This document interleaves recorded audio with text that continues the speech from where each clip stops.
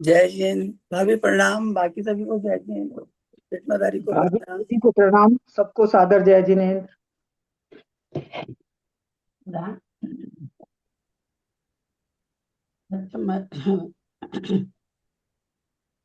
पौराणिक स्वाध्याय प्रतिष्ठापन वेलायाम श्री श्रुत भक्ति काय सर्गम पूर्वे हम।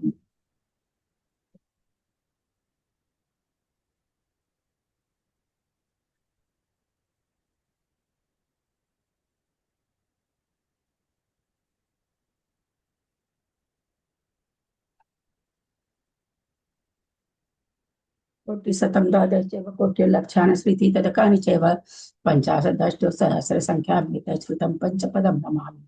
अरहन्तभासीयर्थं गणर्देवीं गन्धियं सर्वं प्रणमामि भक्तियुक्तो सुतरान्महोऽयं शीर्षा इच्छामि भक्ते सुधभक्ति कावसव कौतसं सम्मोह गोवंश पहिने पाड़े परियम सुत पड़मान वो पुगिया चोलिया चेप सुत तै थुई धम्म का है नित्य कालम अचेमी पूजेमी बद्दामी नमस्सामी दुख कहो कम्म कहो बोहिलाओ सुगई गमनम समाहि मरणम जिनगुण संपत्ति हो मध्यम।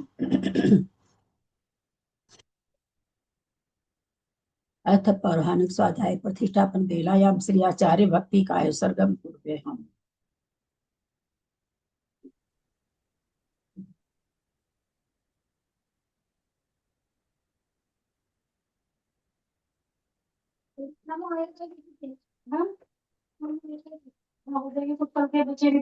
जल्दी पार के व्यासो पर मत विभावना पटुमति व्यय सुचर कृपनिधिभ्यो नमः गुरुभ्य गुण गुरुभ्य छत्तीस गुण सम्मके पंच व्याचार करण संग्रह से शिष्यानुग्रह कुशले धमारिये सदा वंदे गुरु भक्ति संजमय नय तरंती संसार सायरम घोरम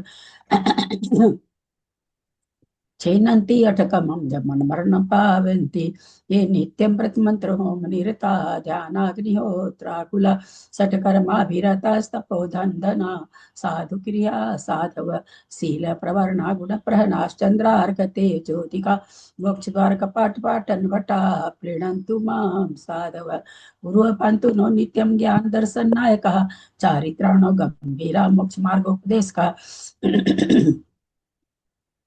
इच्छा में बनते आयरी भक्ति काल सब कौतोसल सबनान सबदंस सबचारी जुत्तान पंचभ्याचारणम आयरियानम आयरादि सुदनानो वदेश्यानम वज्जानम तीरेन गुणपालयानम सब सावनम नित्य कालम अच्छेमी पूजेमी बंदामी नमस्सामी दुख कहो कम्म कहो बोहिलाओ सुगई गमनम समाहि मरणम जिनगुण संपत्ति हो मज्जम। ओकारं बिंदु संयुक्तं नित्यं ध्यायन्ति योगिनः कामदं मोक्षदं चैव ओंकाराय नमो नमः।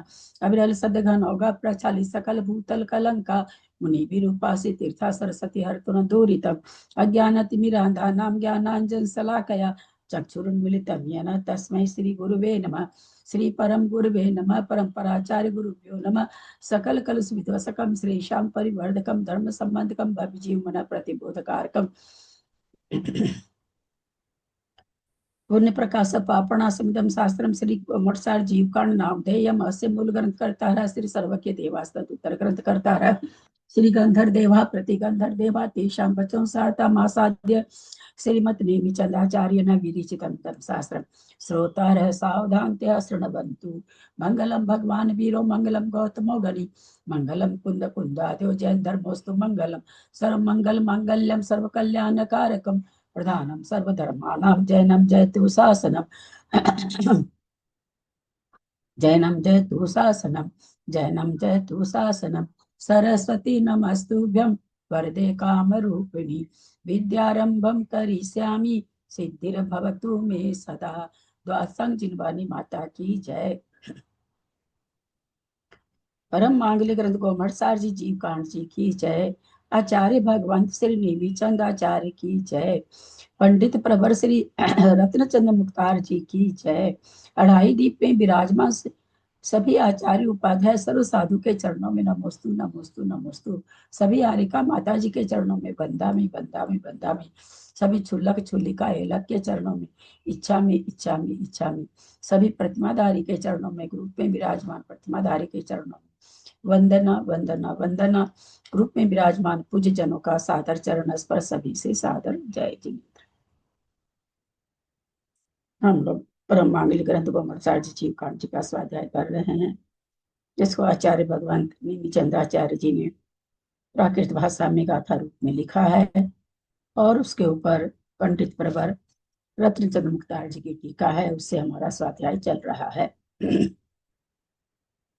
जीव कांड जी में 20 परूपणा के द्वारा जीवों की खोज करी जा रही है, जीवों को जाना जा रहा है, जीव के बारे में सारी जीवों की सारी अवस्थाएं जानी जा रही है। सबसे पहले इसमें हम लोग गुण स्थान में कौन कौन से भाव होते हैं, 14 गुण स्थान में 5 भावों को घटा करके हमें हमारा स्वाध्याय हुआ। अब गुण स्थानों का विवेचन चल रहा है, गुण स्थान का परिचय चल रहा है। गुण स्थान किसे कहते हैं, वहां किसका उदय होता है, ये सारी चीजें अभी हमारे चल रही है, जिसमें हमने मिथ्यात्व गुण स्थान समझा। जो मिथ्यात्व के उदय से होता है वो मिथ्यात्व गुण स्थान है। इसमें अतत्व का सर्धान होता है, तत्वों का सर्धान नहीं होता है, और वह मुख्यता से 5 प्रकार से होता है। ऐसे बहुत प्रकार से हो सकता है, जिसमें आचार्य बताए थे कि एकांत से ऐसा ही है, ऐसा मानना जीव मरता ही है अथवा जीव मरता ही नहीं है।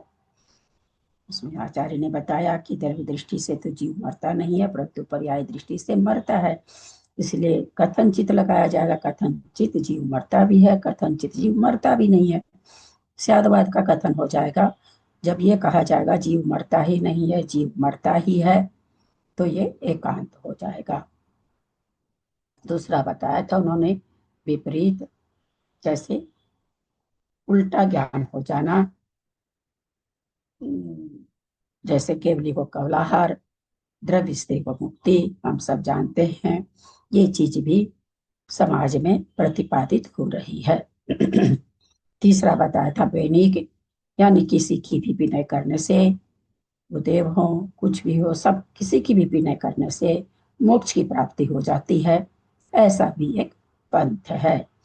फिर था संशय, किसने देखा है मोक्ष है कि नहीं, किसने देखा है पता नहीं है कि नहीं स्वर्ग और नरक, इस तरह का जो संशय है वो संशय मिथ्यात्व था। और अज्ञान, अज्ञान तो मिथ्यात्व है ही है। तो इस तरह से उन्होंने 5 कहा था। सबका भेद भी उन्होंने 363 भेद मिथ्यात्व के कहे थे। उसके बाद सासाधन गुण स्थान का बताया था उन्होंने। इस सासाधन गुण स्थान कैसे बनता है हम लोग सभी जानते हैं। प्रथमोपसम कोई जीव कर रखा है, प्रथमोपसम का रहने का काल 6 अंतर्मुहूर्त है। प्रथमोपसम के रह नहीं, एक अंतर मुहूर्त है, एक अंतर मुहूर्त है। तो हम गलत बोल रहे हैं क्या? नहीं, आपने हमारी परीक्षा ली है। तो उस प्रथमोपसम का काल कितना है? एक समय से लेकर 6 आवली। एक आवली में कितने समय होते हैं?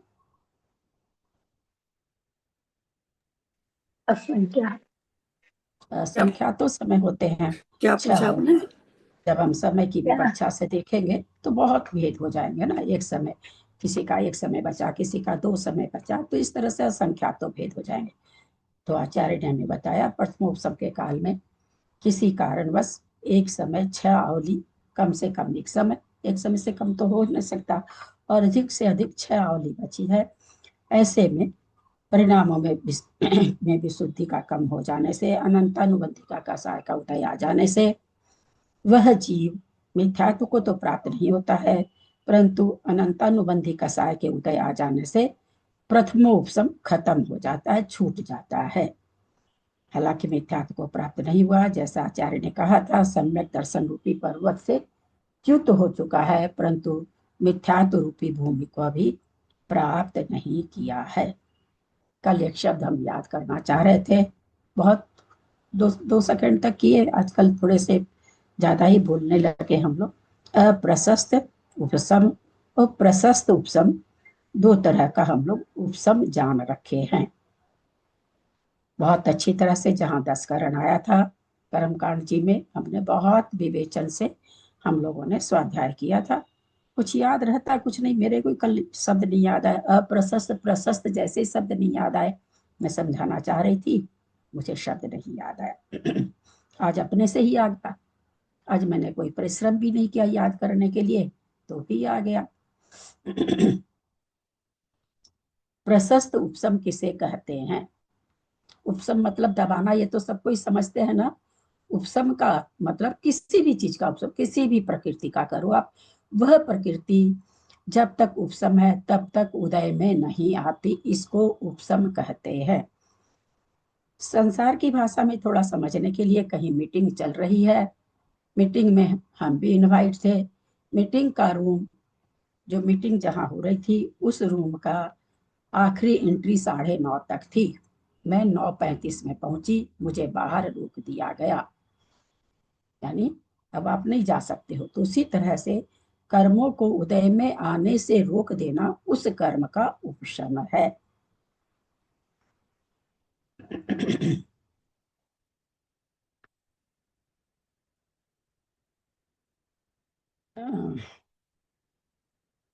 चलिए आगे लेंगे।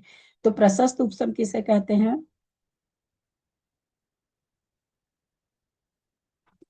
जो पूरे एक अंतर्मुहूर्त तक रहे।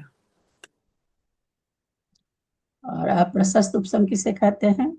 जो एक अंतर्मुहूर्त से कम समय रहे। बहुत अच्छा। उपशम का काल एक अंतर्मुहूर्त है। एक अंतर्मुहूर्त जो प्रकृति उपशमित रह सकती है, वह प्रशस्त उपशम कहलाता। उसका जो प्रकृति अंतर्मुहूर्त के पहले भी उदय में आ सकती हो, उसका अप्रशस्त उपशम होता है। प्रथमोपशम में किसका प्रशस्त उपशम है, किसका अप्रशस्त उपशम है? मैंने बहुत अच्छी तरह से बच्चे का उदाहरण देके समझाया था, और बहुत बार समझाया। 6 साल में पता नहीं कितनी, जब जब कथानक आया तब तक समझाया गया है। 7 प्रकृति जो उपशम हो रही है, उसमें कितनी प्रकृति का प्रशस्त उपशम है और कितनी प्रकृति का अप्रशस्त उपशम हो सकता है?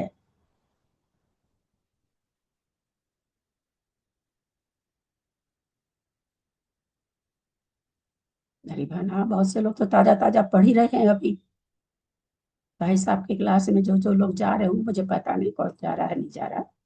तो अभी तो आप लोग का एकदम ताजा ताजा ज्ञान है कर्मकांड बाकी जी। तो मैं बताने की कोशिश करती हूँ, 3 प्रकृति का तो प्रशस्त उपशम रहेगा, और 3 प्रकृति का, वैसे 7 है प्रकृति, तो पर 4 प्रकृति का है प्रशस्त उपशम रहेगा।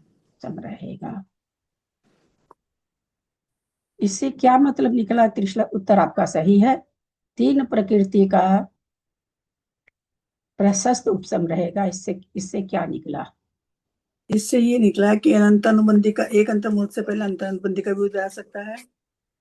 मतलब एक अंतर्मुहूर्त से पहले अंतर्नुबंधी का भी उदय आ सकता है।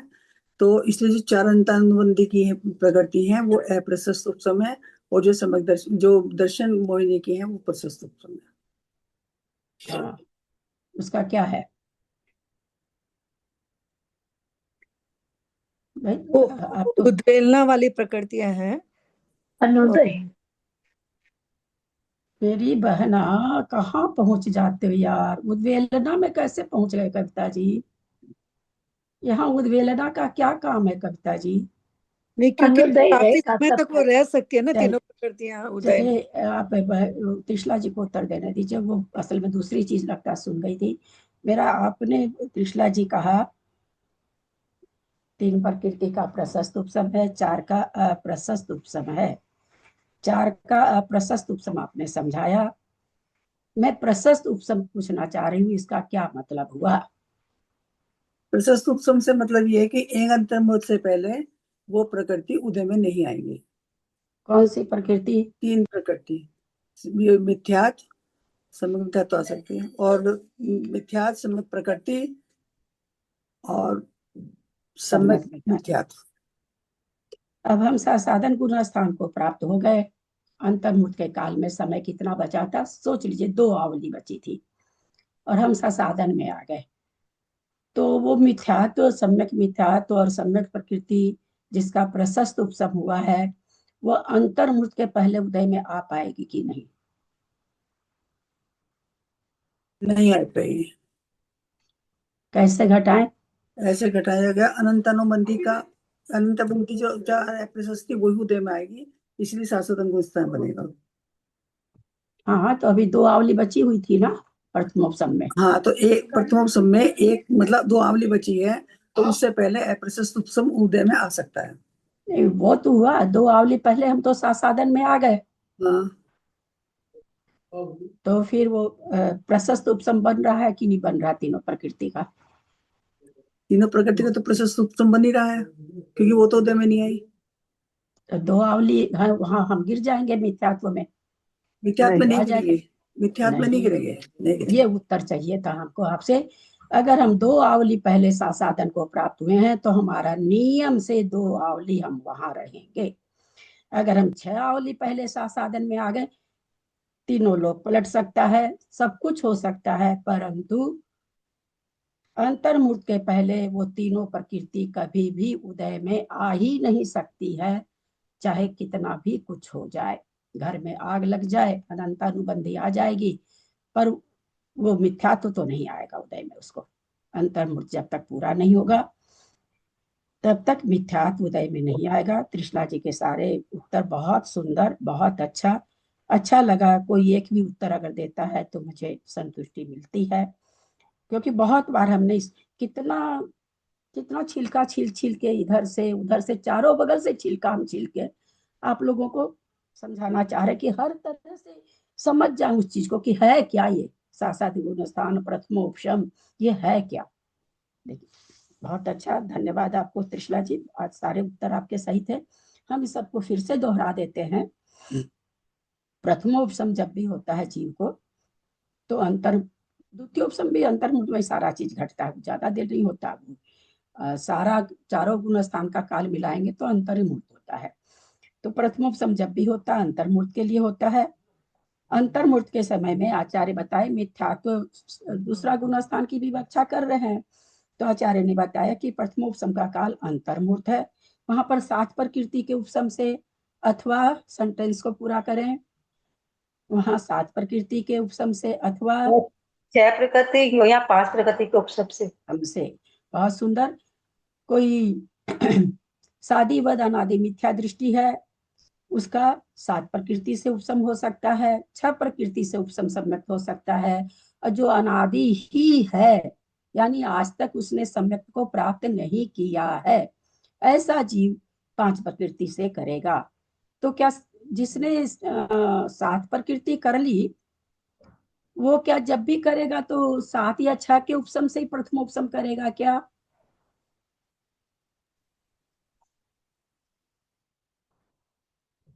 जो 7 या 6 से कर रहा है वो, मेरा प्रश्न सुनिए, उत्तर प्रश्न के हिसाब से दिया कीजिए। अभी हमने समझा प्रथम उपशम 7 प्रकृति के उपशम से, 6 प्रकृति के उपशम से और 5 प्रकृति के उपशम से। सब जान रहे हैं प्रकृतियों का नाम? कोई नहीं जान रहे हो तो अवश्य पूछ लीजिएगा। अब 7 प्रकृति से कर रहा कोई, हम ये भी जाने कि भाई 7 प्रकृति से कौन करेगा? जो अनादिवद सादी मिथ्या दृष्टि होगा वो करेगा। 6 प्रकृति से कौन करेगा? जो अनादिवद सादी मिथ्या दृष्टि होगा वो। मेरा यहाँ पर प्रश्न यह है कि 5 प्रकृति से जो उपशम कर रहा है वो अनादिवद ही करे, अनादि मिथ्या दृष्टि ही करेगा, या अनादिवत सादी मिथ्या दृष्टि भी कर सकता है? अनादि व सादी मिथ्या दृष्टि भी कर सकता है। जिसने उद्वेलना कर ली सारी प्रकृति की, हाँ, उद्वेलना पूरा जिसने खत्म कर दिया है ना, सारी सत्ता खत्म कर दी। ऐसा थोड़ी है कि हमने एक बार अगर सम्यक को प्राप्त कर लिया तो हम खूब एक इंद्री में घूम रहे हैं, 2 इंद्री 3 इंद्री में घूम रहे हैं तो हमारा बचा ही रहेगा, ऐसा कहीं भी बचा नहीं। करते करते घूमते घूमते कदाचित वो पंच इंद्री में आ गया, किसी भी त्रियंच मनुष्य, क्योंकि सम्यक दर्शन तो चारों गति में है, तो वहां पर जितना काल उसका वेदक सम्यक दर्शन का है उतना काल अगर बचता है तो 2 करण के द्वारा सम्यक को प्राप्त कर लेगा। अन्यथा वह जो नहीं कर पाता है 2 करण के द्वारा, वो जीव कैसा कहलाएगा? अनादिवत सादी मिथ्या दृष्टि। फिर उसके सत्ता में 7 प्रकृति है तो 7 को दबा के करेगा प्रथमोपशम। सात को दबाने का मतलब कि यहाँ किसी सात में से कोई भी प्रकृति उदय में नहीं है। कैसा सम्यक दृष्टि है वो? कैसा सम्यक दृष्टि है वो? क्या नाम है उसका? वेदक सम्यक दृष्टि।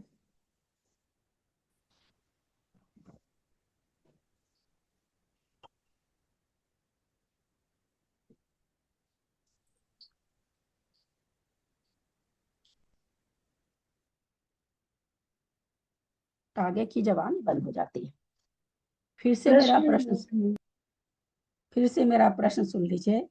सात प्रकृति का उपशम करके सम्यक को जो प्राप्त कर रहा है तो उसे सम्यक दृष्टि का क्या नाम है, क्या संज्ञा है? प्रथमोपसम सम्यक दृष्टि। प्रथमोत बोलने की जरूरत नहीं, उपसम सम्यक दृष्टि है ना। ये अनीता, छायोपसम सम्यक दृष्टि के सातों प्रकृति उपसम रहती है क्या? कविता जी, सातों प्रकृति का उपसम के सम्यक प्रकृति उदय में रहेगी, वेदक सम्यक दृष्टि रहेगा वो? नहीं नहीं नहीं रहेगा वो। एक मिनट, आप लोग तो बहुत, खास करके हमारी कविता जी तो बहुत अच्छा पढ़ रखी है, इतना गलत उत्तर कैसे दे देते हो यार? कितना बढ़िया से हमने पूछा, वही प्रकरण चल रहा है, सात प्रकृति के उपसम से ऐसा नहीं कि कोई अचानक से कोई प्रश्न किया गया। क्यों इतना हम छिलका छिल रहे हैं, इसी में क्यों लटके हुए हैं? आज जिस दिन से भी स्वाध्याय हुआ है कि कैसे भी आप लोग को सारी तरह के से सारी विवक्षा समझ में आ जाए कि क्या क्या विवक्षा हो सकती है, कैसा कैसा जीव हो सकता है, हम लोग किस किस जगह से गुजर सकते हैं, हमको किसी से क्या लेना देना, हमको तो अपने से लेना देना है, हमारी क्या क्या अवस्था हो सकती है, हमको तो इसलिए जानना है कि हमारे परिणामों में किस किस तरह से बदलाव आ सकता है और हम किस किस दशा को प्राप्त हो जाते हैं, ये हमको जानना है। तो सातों प्रकृति का जो उपशम कर रहा है, तो आप लोग क्या कहे थे कि ये सम्यक दृष्टि किसके जैसा है?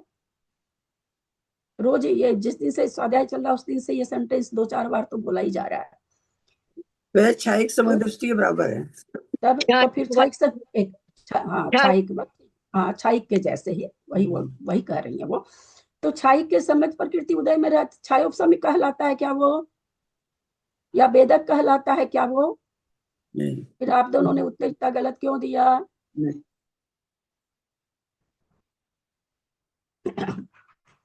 तो हम लोग आचार्य में क्या समझाए फिर कि इस तरह से सात प्रकृति के उपशम से छह के और पांच के उपशम से भी प्रथमोपशम हो सकता है। अब जिसके ऑलरेडी तीन टुकड़े हैं, उसके तीन टुकड़े हैं ये, तो उसमें छह आवली एक समय, छह आवली एक कम से कम एक समय, अधिक से अधिक छह आवली के रहने से, अनंत अनुबंधी का उदय आ जाने से सम्यक तो का तो नाश हो गया, परंतु मिथ्यात्व को प्राप्त नहीं हुआ। उसकी दशा अभी कैसी है? सम्यक प्रकृति का उदय नहीं आया, का नाश हो गया, परंतु कौन सा सम्यक का नाश हुआ? अनंतानुबंधी का उदय आ गया। हैंड रेज करेंगे। देखिए कैसे बोलते बोलते मेरे किस तरह से दिमाग में आता कि ये चीज और पूछू, ये चीज, कौन से सम्यक का नाश हुआ है ना। साधन का परिभाषा हम लोग पढ़े कल, सम्यक का नाश हो गया, मिथ्यात्व की भूमि को टच नहीं किया है, अनंतानुबंधी का उदय आ गया है, उसको साधन गुना स्थान किया। ये कौन सा सम्यक नाश हो गया यहाँ पर भाई?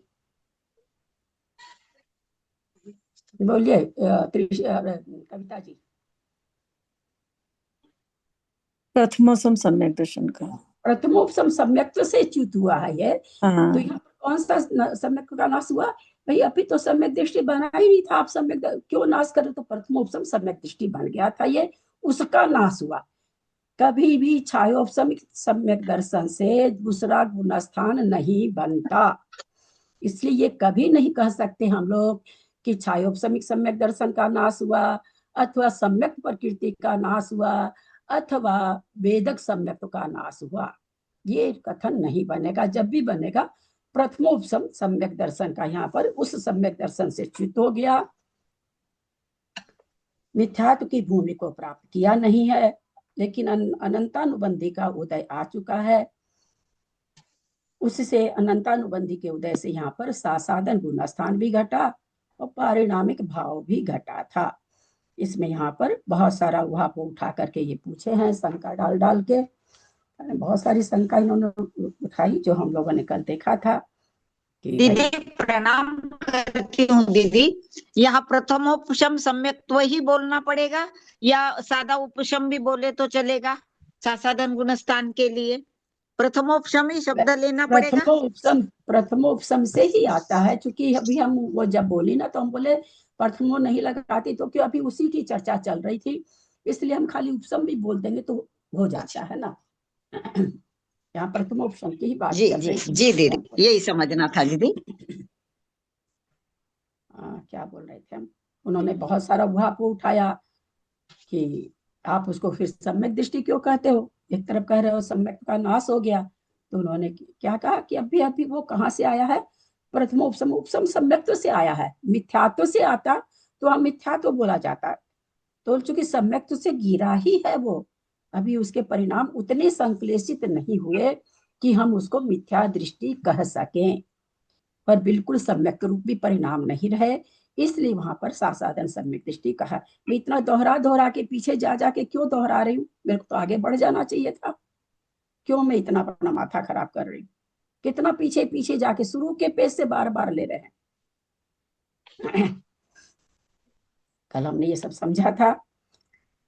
फिर अनंतानुबंधी के उदय में फिर उन्होंने प्रश्न किया था, उन्होंने कहा कि दो मुंह वाली है, सम्यक का नाश भी करती है और चारित्र का भी करती है, तो बोले कैसे जानते हैं आप, ये बात कैसे कह सकते हैं? तो फिर मुख्तार जी ने कहा युक्ति से।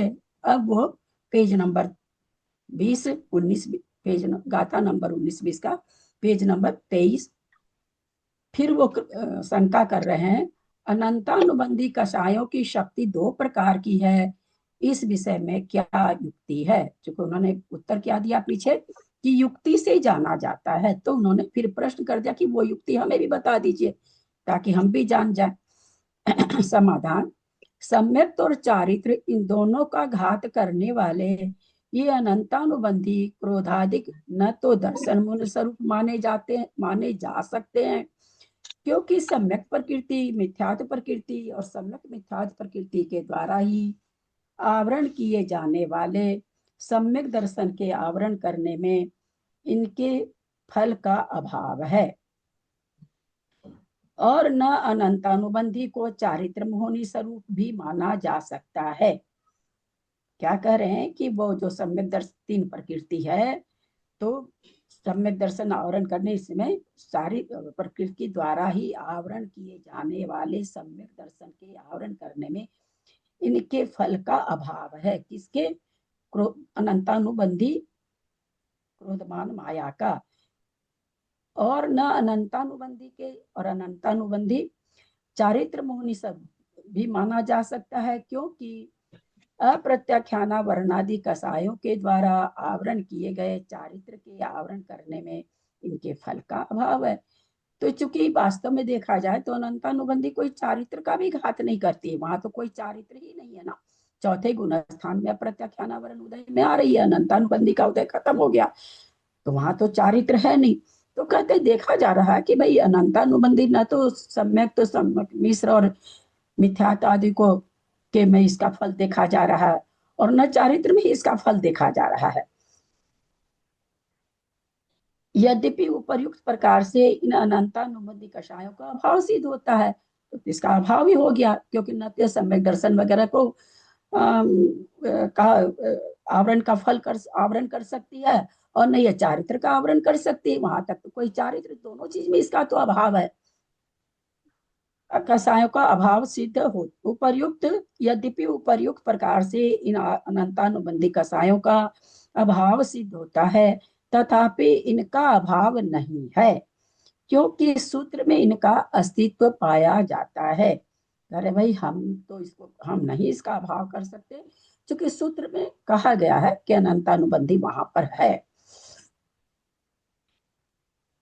इन अनंतानुबंधी कसाय उदय से सासाधन की उत्पत्ति होती है, अन्यथा उत्पत्ति नहीं हो सकती। बोला सूत्र में ही यह चीज कह दिया गया है, अनंत अपने जो सूत्र पढ़े थे कल उसमें ही कह दिया कि अनंतानुबंधी के उदय से सासाधन होता है, नहीं तो सासाधन गुण स्थान कभी भी नहीं बनेगा।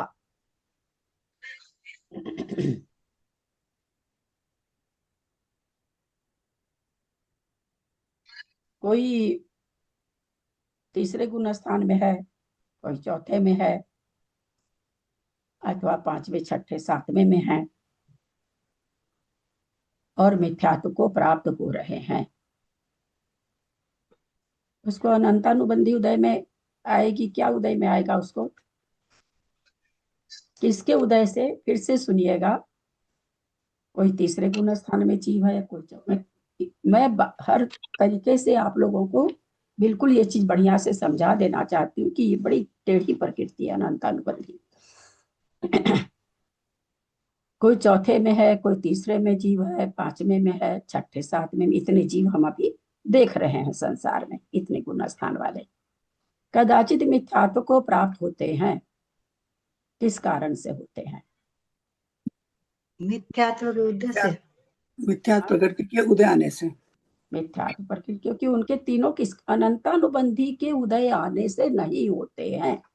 ये हम आप लोग को समझाना चाह रहे थे कि अनंतानु कभी भी तीसरे गुण स्थान से, चौथे गुण स्थान से, पांचवें से, छठे से, सातवें से कोई भी च्युत हो सकता है। क्योंकि मेरे पर्स में 100 का नोट भी है, 500 का भी है, 1000 का भी है, तो कभी मेरा मन करेगा कि हम 100 का नोट ही खर्चा करें।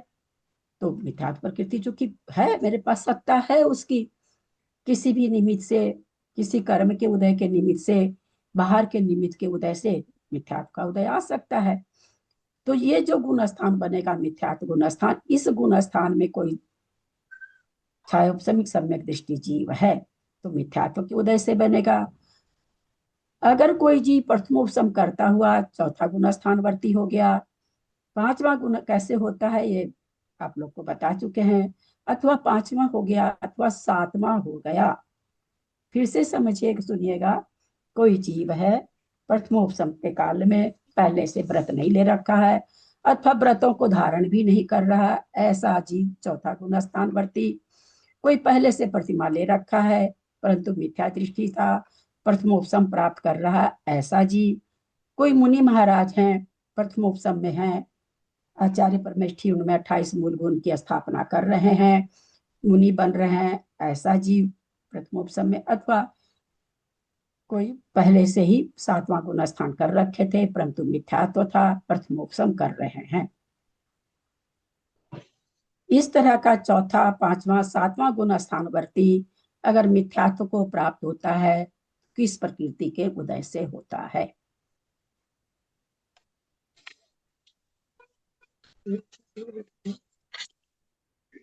हैंड रेज करेंगे।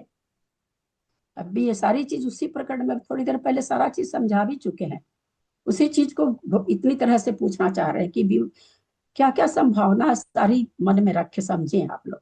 किसी का भी नहीं? मिथ्यात्व के उद्देश्य होगा। कोई ऐसे नहीं बोलेंगे, कोई भी ऐसे नहीं बोलेंगे, प्लीज प्लीज। बहुत ही सेंसिटिव क्वेश्चन है, क्योंकि हम जितना देर अभी क्लास चली है 33 मिनट हो चुका है, केवल इसी पे चर्चा हो रही है। उषा जी आप बोल चुकी थी, क्या बोली आप? तो मिथ्यात्व का उद्देश्य होगा। बस अब आगे बंद करिए, चलिए। हाँ, इनका उत्तर सही है कि गलत है अभी कुछ नहीं बता पा रही मैं भी तो पहले चिंतन कर लूं ना, मैं ही गलत हो जाऊं। हाँ बीना जी बोलिए। भाभी दूसरे गुण स्थान में तो अरे मिथ्यात्व आप हमेशा उत्तर ऐसा क्यों देते हो यार?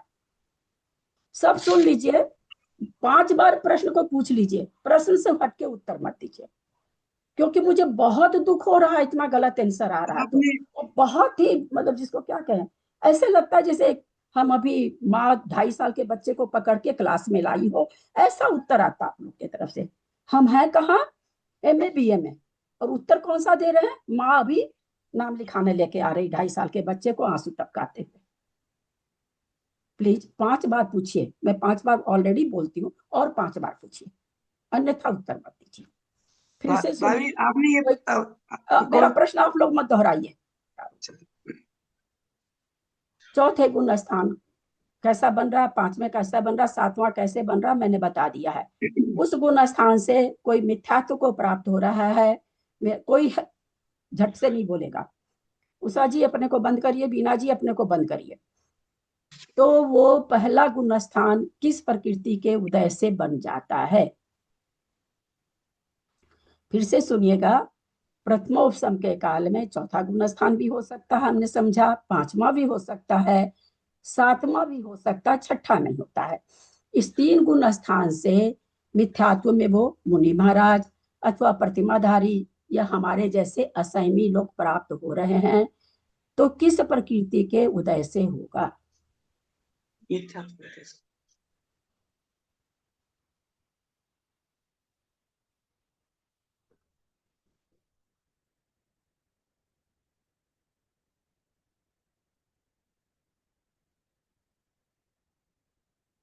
हाँ बोलिए मंजू जी। पहले गुण स्थान में तो मिथ्यात्व प्रकृति के उदय से बस ही एक ही चीज, और पहले गुण स्थान में मिथ्यात्व तो कुछ नहीं प्रकृति बोला, नहीं, खाली इतना। मिथ्यात्व को प्राप्त हो रहा हूँ, मिथ्यात्व प्रकृति के उदय से। हाँ बोलिए त्रिशला जी। हाँ, मिथ्यात्व के उदय होने से ही होगा। मिथ्यात्व के उदय से। अगर इसी प्रश्न को हम ऐसे कर देते कि साधन को प्राप्त हो रहा है, तो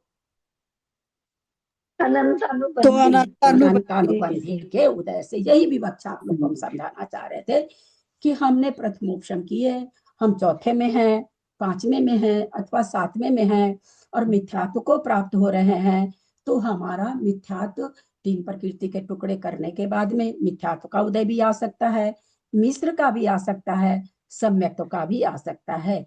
कदाचित परिणाम ऐसे हुए कि हमारे मिथ्यात्व उदय में आ गया, यद्यपि बाहर से हम प्रतिमाधारी हैं, बाहर से हम सातवें गुण स्थान वाले मुनि महाराज हैं, परंतु परिणाम हमारे कैसे हो गए? मिथ्यात्व के हो गए। अगर इसी को हम ये कह देते कि चौथे पांचवें सातवें में हम हैं और हम दूसरे गुण स्थान को प्राप्त हो रहे हैं, तो उत्तर बन जाता अनंतानुबंधी के उदय से। ठीक है, दोनों का अंतर समझ में आ गया होगा सबको। इससे ऐसे ऐसे हम लोग सब कोई बीच में पूछते हैं, और ऐसे हम देखते हैं पंकज भैया कहेंगे बीच बीच में, पंकज भैया विकास भैया को भी आदत है, बोलो हाँ बोलो हाँ, दोनों बोलते हैं। नेचुरली समझ में नहीं आता कि आपको कुछ ऐसे आप लोग सब कोई खोल के पट पट अलग अलग चीज बोलते रहते हैं, आम पूछो तो इमली बोलते रहते हैं, और जब हम पूछते हैं कि समझ में आ गया तो सारा ऐसे लगता है जैसे कोई हम सब ने मौन धारण कर लिया हो। मुझे पता ही नहीं चलता कि मैं इतनी फंस रही हूँ, मर रही हूँ, उसका कोई फल मिल रहा है कि नहीं मिल रहा है, कोई हाँ ही नहीं बोलता। अनंतानुबंधी चतुष्क का चारित्र विषयक व्यापार, जबकि भैया तो बंद कर रखते हैं, वो दोनों भैया तो बंद कर रखते हैं सबको, तब पर भी सबके इशारा से चाहे कैसे से बोलते हैं, बोलो हाँ, ऐसे बोलते हैं, बोलो हाँ, चाहे समझ साफ कहते हैं विकास भैया तो समझ में आया या नहीं आया, बोलो हाँ, ऐसे बोलते हैं। तथा इससे अनंतानुबंधी की दर्शन मोहनीता, चारित्र मोहनीता सिद्ध होती है, तथा अनंतानुबंधी चतुष्क का चारित्र विषयक व्यापार निष्फल भी नहीं है, क्योंकि वह चारित्र की घातक अप्रत्याख्यान वर्णादि प्रकृतियों के उदय प्रवाह को अनंत रूप कर देता है। कहते हैं ना कि अनंतानुबंधी गुण स्थान में चारों प्रकार का क्रोधवान माया लोग, ऐसा खाली नए लोग कहीं ऐसे नहीं समझे कि खाली क्रोध बन रहा, तो क्या कर देती है, एकदम उदय प्रवाह को अनंत रूप कर देती है। यानी इसका क्या मतलब हुआ? अनंतानुबंधी अप्रत्याख्याना वर्ण प्रकृतियों के उदय प्रवाह को अनंत रूप कर देती है। इस सेंटेंस का क्या मतलब हुआ?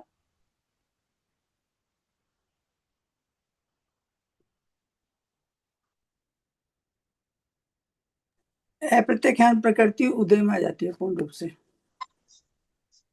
यहाँ वो कहा, यहाँ तो कुछ और ही लिखा है। उस सेंटेंस को 5 बार अपने मन में पढ़िए पहले, ताकि अन्यथा उत्तर नहीं दे।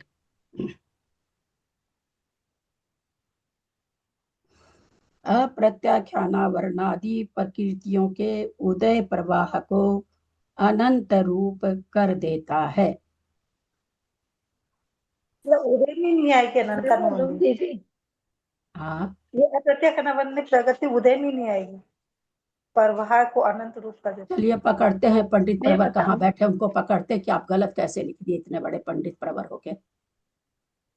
हमारी इसका अनीता जी का तो दीदी कहना मैं उदय नहीं बोलूं? आएगा, इसका और आपने लिख लिया उदय प्रवाह लिख दिया आपने। इसका अर्थ ये पकड़े, चल के मैं पकड़े बताऊं? मैं पंडित जी बोलूं को। दीदी ये हाँ मैं बोलूं?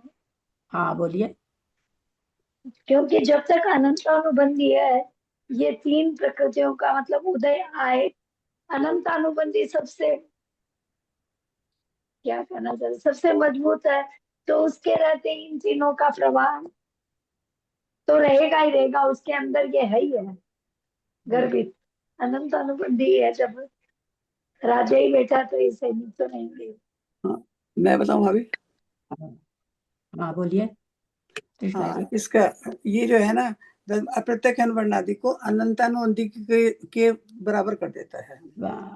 अनंतानुबंधी रूप कर देती है, बराबर नहीं कर देती है। हाँ, उस समय जितने भी कसाय की उदय आ रहे हैं, चाहे स्वजलन का भी आ रहा हो, वो भी अनंतानुबंधी के मुख से आएगी, क्योंकि वहां पर अनंतानुबंधी का अनंत रूप कर देता है, यानी अनंतानुबंधी रूप कर देता है। अनंतानुबंधी आप लोग को भाभी लगेगा एक कि बार मतलब एक मिनट हम मेरे को पूरे समझा दिया अब आपके मन में आएगा कि हम लोग तो बहुत अच्छे परिणाम से बैठे रहते हैं, हमेशा कोई अनंतानुबंधी के रूप से थोड़ी क्रोधमान कर लेते हैं। एक अनंतानुबंधी किसी समय इतनी नम, इतनी हल्की रहती है कि स्वजल कसाय वाले मुनि महाराज की कसाय तीव्र रहती है। किसी समय अपने शिष्य को समझा रहे हैं, डांट रहे हैं किसी गलती पर, अगर हम वहां पर खड़े हैं तो हमको एक बार तो यही आ जाता है, जब मेरे जैसा नया नया आदमी जानता ही नहीं था चैन धर्म, कि भाई बहुत कसाय कम, इनको तो इतना गुस्सा आ रहा है। कहाँ उस समय तो अकल ही नहीं थी, तो वो तीव्र हो सकती है कितनी, लेकिन फिर भी वो संजलन रूपी रहेगी। वो इतनी तीव्र होके भी संजलन रूप रहेगी, और अनंतानुबंधी संजलन जैसी होकर के भी अनंतानुबंधी ही रहेगी। वही चीज यहाँ कहना चाह रहे हैं, क्योंकि वह चारित्र की घातक अप्रत्याख्यानावरण आदि प्रकृतियों के उदय प्रवाह को, निरंतर उदय में आ रही सारी कसाय, अनंत रूप कर देती है, यानी अनंतानुबंधी रूप कर देती है। एक जीव की अपेक्षा साधन सम्यक दृष्टि का जघन्य काल एक समय है, उत्कृष्ट काल 6 आवली प्रमाण है। एक समय से लेकर एक एक समय अधिक करते हुए एक समय कम 6 आवली तक मध्य काल है। मध्य काल कितना हो गया? 2 आवली से लेकर 2 आवली एक समय अधिक, यानी 2 आवली से लेकर 2 समय से लेकर 6 आवली में एक समय कम तक मध्यम मध्यम काल हो गया, 6 आवली उत्कृष्ट काल हो गया, एक समय जघन्य काल हो गया। आगे धवला पुस्तक से। दीदी एक बात, इसमें जो अनंतानुबंधी रूप कर देता, अनंत रूप कर देता है, तो अप्रत्याख्यान और प्रत्याख्यानावरण, इनमें क्रोध मान, क्रोध लोभ मान जो होते हैं, उनका मतलब वेग बढ़ जाता है, वेग नहीं मतलब ज्यादा बढ़ना, तेजी से आते वो। वेग नहीं, जैसे उस समय हमको जो उदय में आ रहा है तो अनंतानुबंधी, क्योंकि वहां पर अनंतानुबंधी का उदय प्रत्येक समय बना हुआ है, तो अनंतानुबंधी रूप होकर के आ रहा है। वेग नहीं बढ़ जा रहा है कि अब शांत बैठे हैं तो बहुत वेग बढ़ गया। वेग तो जैसा निमित्त मिलता है वैसे उसी हिसाब से आ जाता है, वेग नहीं कहना चाह रहे। उदय का प्रभाव, प्रभाव मतलब निरंतर उदय में आ रही, ये कहना चाह रहे हैं। जो प्रत्याख्यानावरण, प्रत्याख्यान, संजलन, जो भी उदय प्रभाव मैंने चल रहा, उदय प्रभाव मतलब चल रहा है, रुक नहीं रहा है, तो वही फिर वो क्या, इसका मतलब हाँ, तो मतलब वो अनंतानुबंधी रूप होकर के आती है। नहीं तो फिर वो 70 कोड़ा कोड़ी सागर की उत्कृष्ट स्थिति तक का भी हो सकता है वो, हाँ नहीं, उस अगर समय फिर बहुत अच्छा।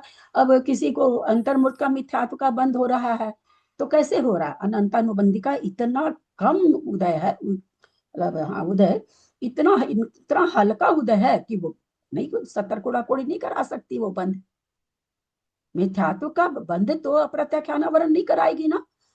आप सोचो, आप बहुत, ये मंजू जी का ये प्रश्न से एक चीज और निकल गई समझने के लिए, क्योंकि हर समय मिथ्या दृष्टि के मिथ्यात्व का बंध हो रहा है, अप्रत्याख्यानावरण से मिथ्यात्व का बंध होगा क्या? बोलो, सब कोई गर्दन खोलने की जरूरत नहीं है। हाँ दिख गया कविता जी, जो गर्दन हिला रहे हैं सब, मैं चारों तरफ मेरी नजर है। अप्रत्याख्यानावरण से मिथ्यात्व का बंध होगा क्या? नहीं। मिथ्यात्व का बंध कराने वाली केवल अनंतानुबंधी है। है ना। अप्रत्याख्यानावरण का अगर आप वहां उदय मान लोगे कुछ देर के लिए, बोला अनंतानुबंधी नहीं है भैया, मैं मिथ्या दृष्टि हूं तो क्या है, अभी तो मेरे स्वंजलन का सहाय का उदय है, मैं पूजा कर रही हूँ, मैं जाप कर रही हूँ, मैं साधर्मी की सेवा कर रही हूँ, मैं माता जी का पैर दबा रही हूँ।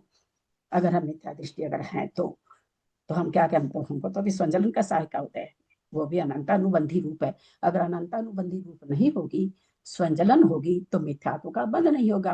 और मिथ्या दृष्टि के प्रति समय मिथ्यात्व का बंध हो रहा है, हल्का या भारी, अंतर्मूर्त का, 2 घंटे का, 3 घंटे वाली स्थिति का, 4 घंटे, अंतर्मूर्त की स्थिति वाला, तो फिर वो कैसे होगा। अनंत संचलन टाइप की कसाय का उदय रहेगा तभी तो अंतर्मुख का बंद कराएगी ना।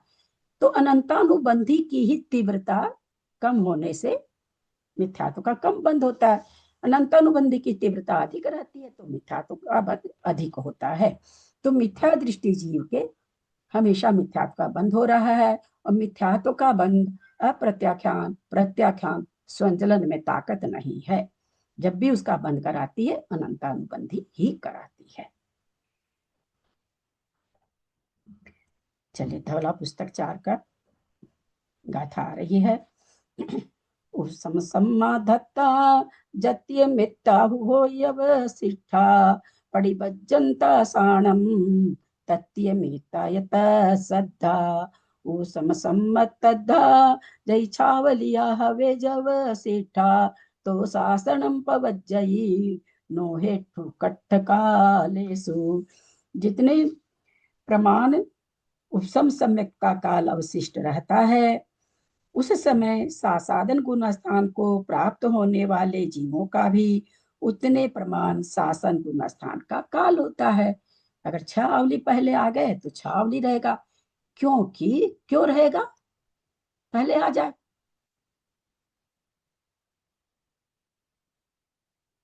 क्योंकि भाभी उपसम का काल तो उतने समय का है, उतने समय तक रहेगा। शासदन पुस्तक का 6 अवली पहले आ गया तो 6 अवली पहले ही शासदन में जाएगा, क्यों चल जाएगा, क्योंकि वो मतलब पहले उसको उदय आगे तो उदय तक जाएगा। फिर तो आप इतना बढ़िया उत्तर देते, अभी आप उत्तर कैसा देने लगे, भाषात्मक, जैसे कोई समय साथ बढ़ रहे। यहाँ पर अभी ये प्रश्न कर चुके हैं और उत्तर इसके पहले हम इस व्याख्या को कर चुके हैं, आप लोग को समझा चुके हैं, अभी समझाया थोड़ी देर पहले।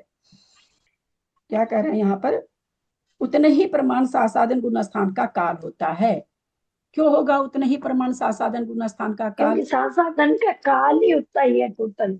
नहीं हाँ ये ना, क्योंकि एक समय कम छायावली पर्यंत ही काल है, तो ये जितना अवशिष्ट रहेगा बाकी उतना ही तो रहेगा नहीं, सासाधन। काल जरूरी नहीं है कि 6 अवली हो ही, 1 समय 2 समय 3 समय भी हो सकते हैं हाँ, ना। कोई तो मतलब नहीं वो ठीक बोल रहे एक समय से लेके 6 वही बोलना चाह रहे मंजू जी, वो उत्तर का नहीं। तो हम यहाँ कह रहे हैं कि क्यों नहीं, पहले क्यों नहीं आ जा रहा, कहा नहीं उदय है। नहीं आएगा अभी, क्योंकि मिथ्यात्व का उदय नहीं आया है अभी। हाँ तो ले लेगा ना, मिथ्यात्व का उदय कर लेगा।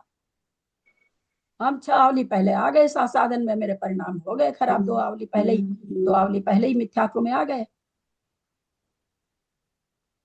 तब भी बताया, और अभी की त्रिशला जी ने उत्तर भी बहुत नहीं बढ़िया आ से दिया सकते था। इतना मिथ्यात्व में, भाभी सारी कैसे आ चीजें- जाएंगे मिथ्यात्व में, हाँ? तो सही मिथ्यात्व में तो आ ही नहीं सकते जब तक जब तक अमली मिथ्यात्व में कैसे आ जाएंगे जब तक 6 अवली पूरी नहीं होने की।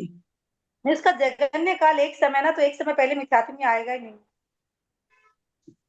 कहाँ चली गई तुम, इंग्लैंड चली गई क्या, क्या त्रिभंका उत्तर देती है। किसी का भी उत्तर सही है, बोलिए त्रिशला जी, कुछ बोल पाएंगे, अभी तो आप बोले थे, अभी आपको। क्योंकि भाभी शासदन का काल ही इतना है, नहीं 6 अवली, जैसे 6 अवली प्रथमोपसम का काल में से 6 अवली कम पे शासदन में पहुंच गया, तो वो प्रथमोपसम का काल इतना था, तो शासदन में 6 अवली तक ही रहेगा, उसके बाद मिथ्यात्व आ जाएगा। हाँ तो क्यों रहेगा, क्योंकि इतना प्रथमोपसम का इतना समय बचा हुआ था, 6 अवली का समय बचा हुआ था, और शासदन में वो 6 अवली ही रहेगा। हमको कुछ नहीं समझ में आया। जैसे प्रथमोपसम का काल, प्रथमोपसम के काल में तो अनंतानुबंधी भी अनंतानुबंधी उपसम रहती है, वो तो आ गई।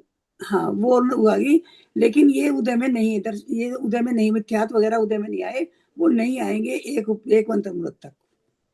तो एक देना अंतर्मुहूर्त चाहिए कि दर्शन मोहनी की 3 प्रकृति का प्रशस्त प्रशस्त उपसम है, वाला वो बोल। पहला गुण स्थान तो मिथ्या तो उधर अभी तो सारा क्वेश्चन पूछे याद, सारी चीज का आंसर दी है, और अभी इनका कितना एक एक चीज को खोल खोल के आप लोग को समझाया, अभी समझाए हैं।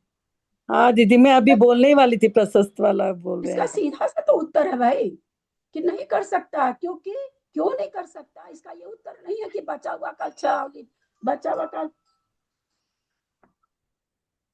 इसका उत्तर सीधा सा इतना है कि दर्शन होने की प्रकृति का प्रशस्त उपशम है। वो 6 आवली के पहले मिथ्यात्व जितना भी काल बचा है, 2 आवली पहले माए है चाहे 6 उतना काल के पहले वो उदय में नहीं आ सकती, तो मिथ्यात्व गुण स्थान जाने के लिए तो मिथ्यात्व का उदय लाना पड़ेगा, और वो आ नहीं सकती अंतर्मुख। अभी मैंने क्या कहा, तीनों लोक में आग लग जाए, पलट जाए, प्रथम उपशम का काल जब तक प्राप्त पूरा नहीं होगा, मिथ्यात्व का उदय आ ही, किसी भी तीनों प्रकृति में से किसी का भी उदय नहीं आएगा। क्यों नहीं दे पाते, पता नहीं, इतना बढ़िया से आप बताते हैं फिर भी। इतनी तो और बस आपके बोल से लागत क्या की बात नहीं, आपके मेरे से बोल बहुत से बढ़िया लगता है बताने कि वाले हाँ। बैठे हैं, दीदी लेकिन अब प्रशम कोशिश तो यही। प्रशम उपशम के कारण क्या हाँ, क्या बताया? प्रशम उपशम के कारण, प्रशस्त प्रथमम, प्रशस्त प्रशस्त उपशम के कारण। हाँ हाँ प्रशस्त उपशम, दंसन मोहनी का मोहनीय कर्म का प्रशस्त उपशम होता है, अनंतानुबंधी का प्रशस्त भी होता है, अप्रशस्त भी होता है। यहाँ पर अप्रशस्त उपशम है। अप्रशस्त उपशम किसे कहते हैं?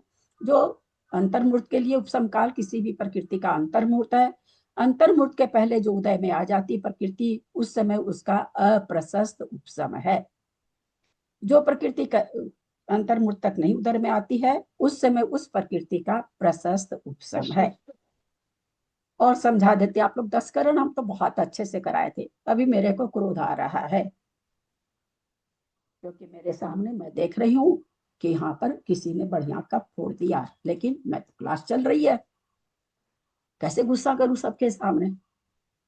चलो कुछ ना, देखेंगे बाद में, देखेंगे इसको क्लास के बाद में देखेंगे। ये भी तो उपशम है। कैसा उपशम है? अप्रशस्त उपशम है। 5 मिनट में क्लास खत्म हुई, गए धड़ाधड़ बोल गुस्सा निकाल दिया उसके ऊपर। तो कभी भी कोई भी अपने उपशम का बहुत अच्छा तरह से कर्म कांड जी में किए थे। अब आप लोग लिखते उठते नहीं होंगे, राम जाने, या कोई लिखने की जरूरत भी नहीं है, अगर दिमाग में बढ़िया से समझ लो तो लिखने मैं थोड़ी कुछ लिख रखी हूँ। तो प्रशस्त उपशम जब भी किसी प्रकृति का होगा, अब मान लीजिए हाँ सामायिक में बैठे हैं, अभी बैठे ही थे, 48 मिनट का समय लेके बैठे थे, और मेरे सामने कोई ऐसी कोई चीज हो जाती है, तो आ गया गुस्सा। अब हम क्या कर रहे हैं भाई, सामायिक ले रखे 48 मिनट की, नहीं बर्दाश्त होगा, हम उसी समय बरस पड़ेंगे। तो हमने कोशिश तो की, क्योंकि इतना तो मुझे पता है कि सामायिक ले रखी हूँ, नहीं बोलना चाहिए, फिर भी इतने संकलेश परिणाम हुए कि हम बिना बोले नहीं रहे। प्रशस्त उपशम था, एक आवली तो उसमें कई हो जाती है, उतनी देर के लिए तो करे, लेकिन नहीं रोक सके। लेकिन हम अपने को संकलेश से बचा लिए, शांति से बैठ गए कि नहीं, मैं तो सामायिक ले रखी हूँ, मेरे को तो पूरी सामायिक करनी है। इन छोटी मोटी चीजों की पुद्गल के लिए, अथवा कोई किसी ने कुछ बोल भी दिया हो, सुन गया हो उनको, उसके लिए मैं अपने परिणामों को क्यों खराब करूं। मैंने अपने में इतनी समझदारी ले आई और अपने परिणामों को रोक लिया, 48 मिनट तक रोक लिया। तो उस समय उस कसाय का प्रशस्त उपशम हो गया। ये ऐसा नहीं समझिए कि खाली प्रथमोपशम के काल में, ये हमेशा दिन भर की अपनी, और 48 मिनट के बाद मेरे सेम कसाय रहेगी क्या? रहेगी नहीं, वो तीव्रता रहेगी नहीं। लाख कोशिश करूंगी कि उसको मैं क्या कर दूं क्या नहीं रहेगी। एक मिनट अगर आप किसी चीज को दबा लो तो उसके निषेध कितने कम हो जाते हैं। तो इसको प्रशस्त और अप्रशस्त उपशम कहते हैं। इसलिए वहां पर कर्मकांड जी में उन्होंने बहुत अच्छा दिया था, एक पंक्ति दी थी, अप्रशस्त उपशम तो प्रत्येक समय चलता रहता है। ऐसा आया था उपशम काल का, वहां पढ़े थे। तो हमेशा कभी हम नौकर को नहीं डांटते, भाग जाएगा, कभी हम बहू बेटी को नहीं बोलते हैं, सामने से जवाब दे देगी, कभी हमको लगता रहे छोड़ो ना, ऐसे होता रहता है, क्या बोलना पड़ा, ठीक है ना, होता है जैसे होता है, अब अपने को क्या लेना है। किसी भी कारण से कैसे भी सोच के हम दबा लेते हैं अपने, तो उपसम ही तो कर रहे हैं, उसको उपसम ही कहा गया। तो फिर वो अप्रशस्त उपशम भी मतलब ठीक है क्या? हाँ, थोड़ी सी तीव्रता तो कम हो ही जाती है ना। हाँ, समय घर चुकने के से हिसाब में कह रहे हैं, प्रथमोपसम के लिए नहीं कह रहे हैं, वहां तो अनंतानुबंधी जो है सो है। यहाँ हम लोग जो दिन भर अपने लोग के कार्यकलाप चलता है, हाँ, अप्रस्तुत उपसम बहुत कार्यकारी है। अरे बाबा, बहुत कार्यकारी है। खुद का मन भी हल्का होता है, सामने वाले का मन भी खराब नहीं करते हैं, बहुत कार्यकारी है। सबको अप्रशस्त उपसम प्रति समय चलता रहता है। चलता है। हाँ, आठों करण प्रति समय होते हैं, निधत्ति, निकाचित, उपशम, उदय, बंध, सत्व, उदीरणा, ये हमेशा, ये 10 करण जो हैं हमेशा हो रहे हैं हमारे। अंतर क्या है? परिणाम के विषय से, विशेष से स्थिति कम बंद हो जाती है, उपशम बढ़िया से हो जाता है ना। निधत्ति, निकाचित कर्म कम निषेक ज्यादा निषेक नहीं होते, थोड़े से निषेक होते हैं, पर हो प्रति समय, 10 करण प्रति समय हो रहे हैं, प्रत्येक जीव पे हो रहे हैं।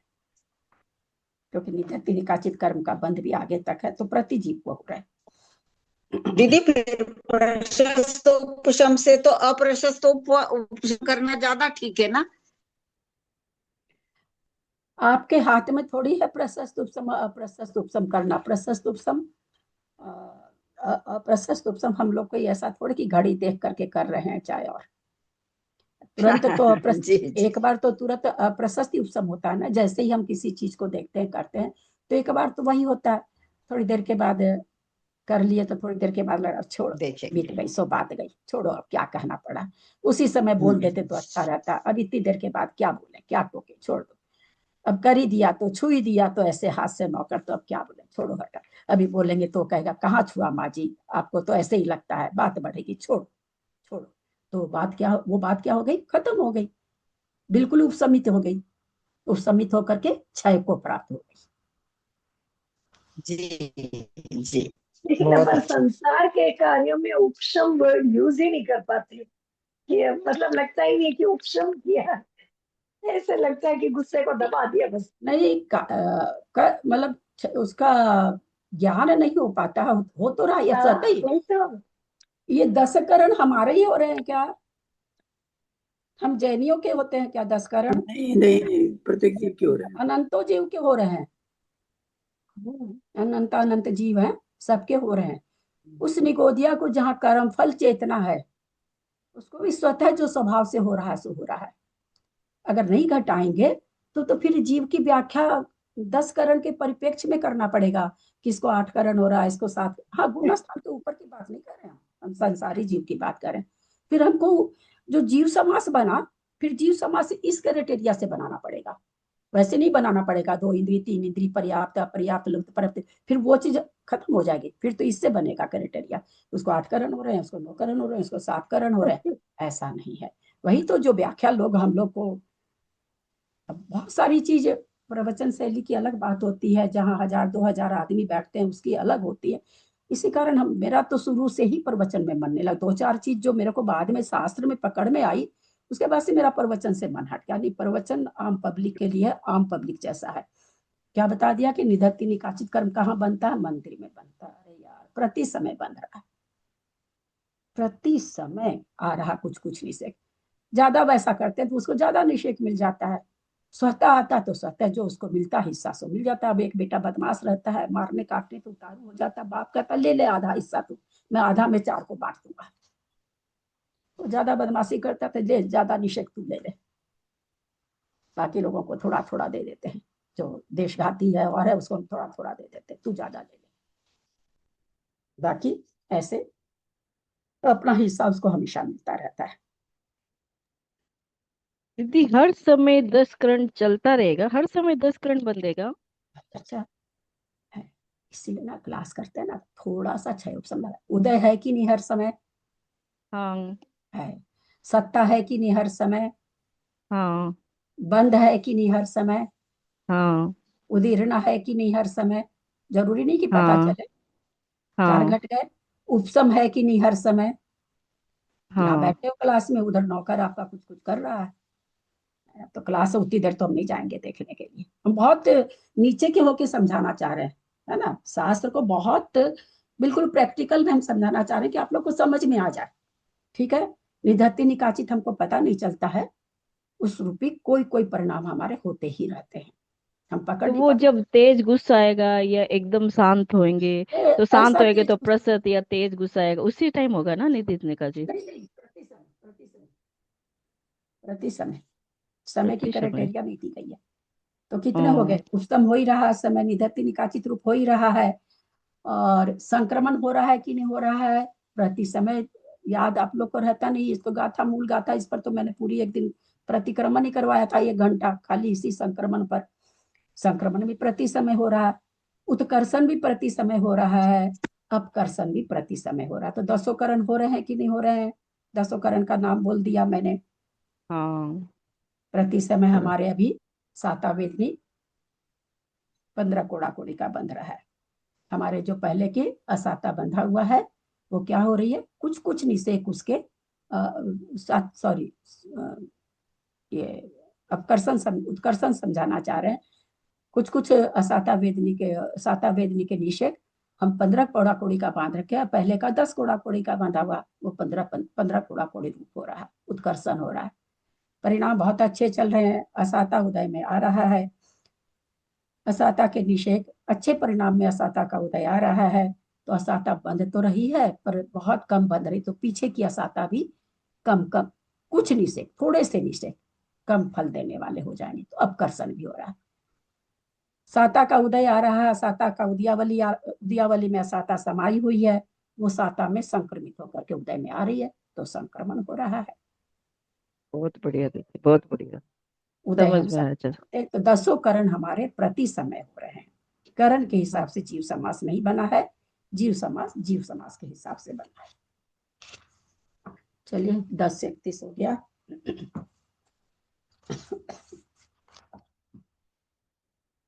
यदक्षरमात्रा पदवाक्यहीनं मया प्रमादादि किञ्चनोक्तं तन्मे क्षमित्वा विदधातु देवी सरस्वती केवलबोधलब्धि।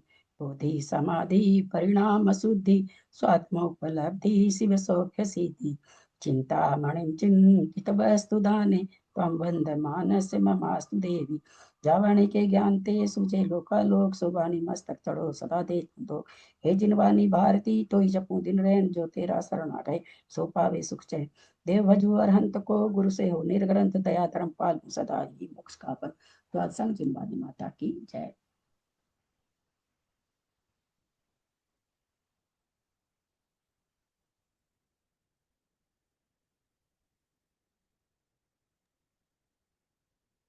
दीदी अभी यहाँ मेष वे का शिविर लगा था, तो उन्होंने बोला कि निधि निकाचित उसी टाइम आएगा जब बहुत ज्यादा गुस्सा होगा, तो ऐसे बोले। मैं क्या यहाँ कर पे 8 सकती दिन का भी शिविर लगा था, तो मैं आपकी बात मैं मुझे तो जो याद बोल थी, रही हूँ तो प्रणाम है, मैंने मैं तो उनके आगे पूछा। महाराज को कौन क्या बोलता है, प्रवचनों में भी यही आता है, निधत्ति निकाचित कर्म पाप करने, मंदिर में पाप करते हैं तब बनता है। अभी सुयोगनंदिनी माता जी ने भी ऐसा कुछ कहा था, फिर उनके लिए तो मैंने बहुत पापड़ बेला, उनको कहलाया मैं कि माता जी ऐसे नहीं, क्योंकि वो बहुत अच्छा उपदेश देती हैं। मुझे लगा कि उनका उपदेश से बहुत लग गया, फिर वो विश्वास नहीं हुआ। फिर वो ध्यान सागर जी से पूछवाई, ज्ञानमती माता जी से पूछवाई, अपनी गुरु माँ से पूछवाई, वहां सब जगह से आया कि नहीं निधत्ति निकाचित कर्म भी प्रति 10 करण प्रति समय हो रहा। सीधी सी बात इतनी है। हाँ मुझे ध्यान था, इसलिए मैंने कलकत्ता उनको गए, पूछा। कलकत्ता इसलिए फेस टू फेस बात हुई उनसे, बोलने लगी कि ललिता जी असल में सिद्धांत कोई सुनना नहीं चाहता है, तो सिद्धांत हम लोग बोलते कम है, तो दिमाग से बात उतर जाती। मैं कि बिल्कुल माता जी मेरे तो तुरंत ही उतर जाती है, आप तो कहते हो सुनते नहीं हैं। ये बात आपने पहले भी बताई थी हमने भी दीदी बताया था। कि तो वही निधत्ति निकाचित हर समय बनते सारे कर्म। हाँ, बहुत बात हो गई बहुत है, अच्छे से बताया था। कई बार बहुत अच्छा। लिखा हुआ है काफी सारा।